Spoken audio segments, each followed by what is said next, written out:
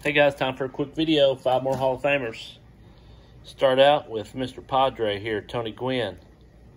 15-time All-Star, 5-time Gold Glove, 7-time Silver Slugger, 8-time batting title, .338 batting average, 3,141 hits, 319 stolen bases, lifetime WAR of 69.2, which ranks him 109th all-time, ahead of players like Eddie Murray, Pee Wee Reese, and Ernie Banks.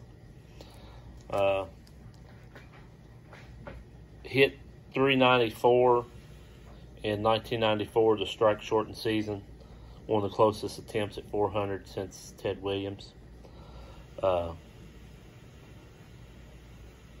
Played in college, San Diego State. Was a really good basketball player. Actually received basketball scholarships out of high school, but not for baseball. But he did play both sports. Wasn't selected in the 1977 draft.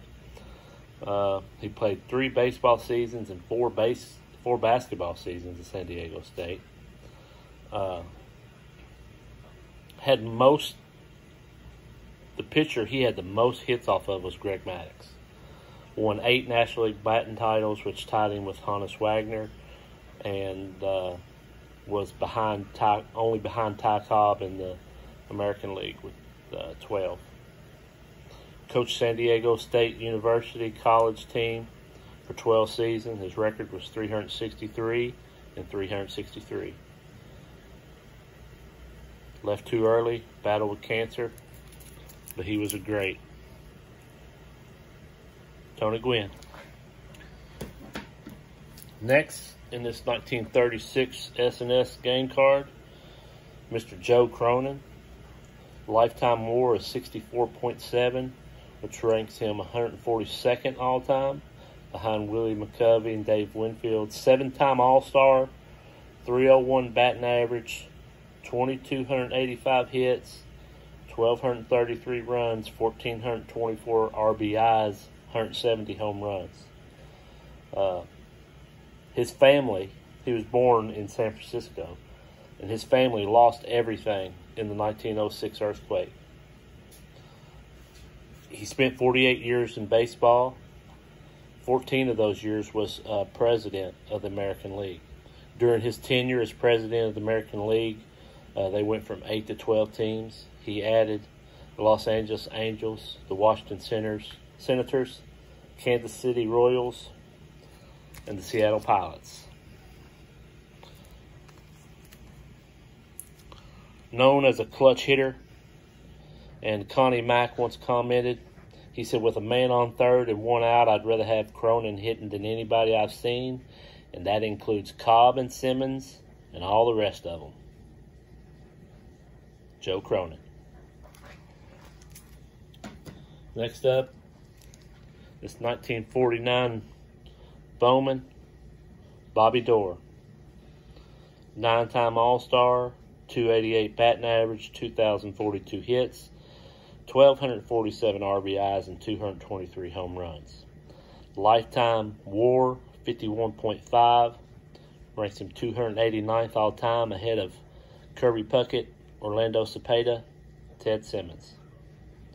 He did spend 1945 in the war. His birth name is Robert Pershing Doerr, and he was named after World War I commander John J. Pershing. In 2007, at the age of 89, he commented, he said, "If I had played on a world champion team, it would have made my life complete." Thought about it. All those years, never won the big one, still haunted him at age 89. Bobby Doerr. Next up, in this 1934 to 36 batter up, Mr. Heinie Manush. Had a 48 WAR, ranks him 343rd all-time, ahead of Kiki Kyer, Jim Rice, and Johnny Evers. He made one All-Star team, 2,524 hits, 110 home runs, 330 batted average, 1,183 RBIs, 1926 batting title.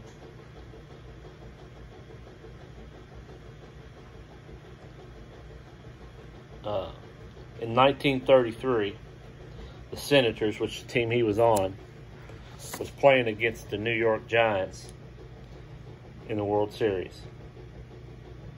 He was ejected in Game 4 of that World Series by umpire Charlie Moran for arguing, being called out on close play.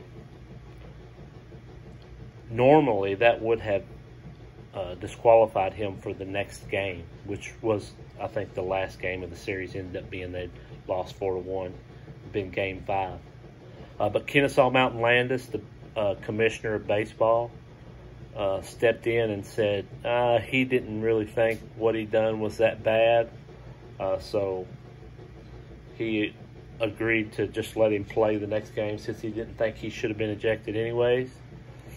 And never really was known what Manush did until 31 years later. He confessed to what actually happened with umpire Charlie Moran.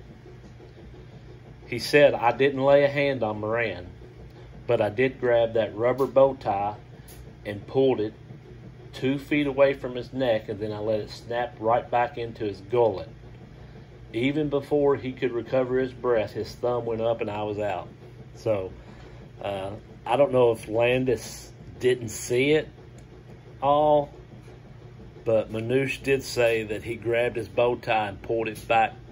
I guess they wore some kind of rubber bow tie back then.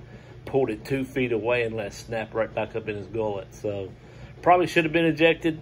But I don't know if Landis was just trying to get a good player in the final game or what.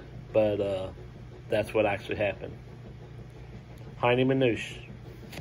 Or Manush, I'm not sure how you say it. And last but not least, new member of the Hall of Fame, Mr. Scott Rolen. Lifetime 70.1 WAR. 1997 Rookie of the Year. 7-time All-Star.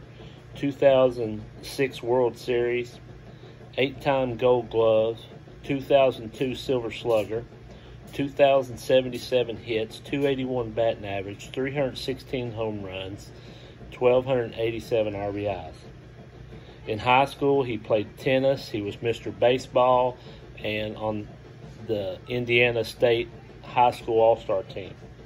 Only Brooks Robinson with 16, Mike Schmidt with 10, and Nolan Arenado with 10 had more Gold Gloves at third base than Scott Rolen.